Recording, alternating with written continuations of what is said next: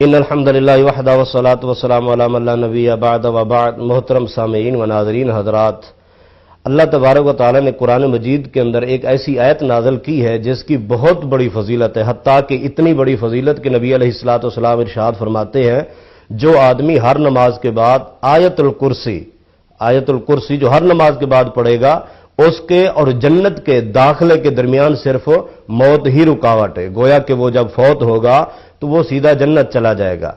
لیکن اس میں اس چیز کا خیال رکھنا ہے کہ وہ عقائد صحیح ہوں، وہ مشرک نہ ہو، مسلمان بھی ہو اور باقی جو ارکان ایمان اسلام ان کی بھی پابندی کرتا ہو۔ چھوٹا سا عمل ہے، ایک آیت ہے جو انسان کو جنت میں لے جا رہی ہے، ہم اس سے غافل سلام پھرتے ہی چلے جاتے ہیں، کبھی اہتمام نہیں کرتے۔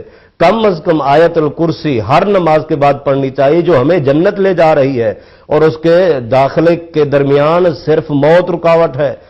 محترم سامعین حضرات، آیت الکرسی یاد کرنی چاہیے، بچے کو یاد ہو، اور ہر نماز کے بعد ہمیں پڑھنی چاہیے۔ اس کی اور بھی اس سے فوائد حاصل کیے جا سکتے ہیں، جس طرح کے صحیح بخاری کی حدیث ہے کہ اگر تم لوگ اپنے مال کی حفاظت کرنا چاہتے ہو، شیطان سے بچانا چاہتے ہو، تمہارے گھروں میں شیطان نہ آئے، تو حضرت ابو ہریرہ کی اس حدیث کو دیکھیے، وہ فرماتے ہیں رات کو میری ڈیوٹی تھی کھجور صدقۃ الفطر کے مال کے اوپر، تو وہ ایک انسانی شکل میں شیطان آتا تھا، ان کو نہیں پتا تھا کہ وہ شیطان تھا، لیکن وہ آتا رہا، چوری کرتا رہا، ایک رات دوسرے رات یہ چھوڑتے رہے، پھر تیسری رات انہوں نے مضبوط کیا کہ اب نہیں چھوڑوں گا، تو اس نے خود کہا کہ ہم سے بچنا ہے تو آیت الکرسی پڑھو۔ صبح محبوب کائنات کو بتایا کہ ایسے ایسے چور کہہ گیا، آپ نے فرمایا وہ چور بھی تھا لیکن وہ شیطان تھا، تجھے نصیحت بڑی اچھی کر گیا ہے، یعنی اپنے مالوں کو شیطانوں سے بچانا ہے تو آیت الکرسی۔ اسی طرح حضرت ابی بن کعب کی وہ حدیث جس میں جن آیا، انسانی شکل میں تھا، آدھا جو حیوانی شکل میں، اس نے آ کے حضرت ابی بن کعب سے ملا،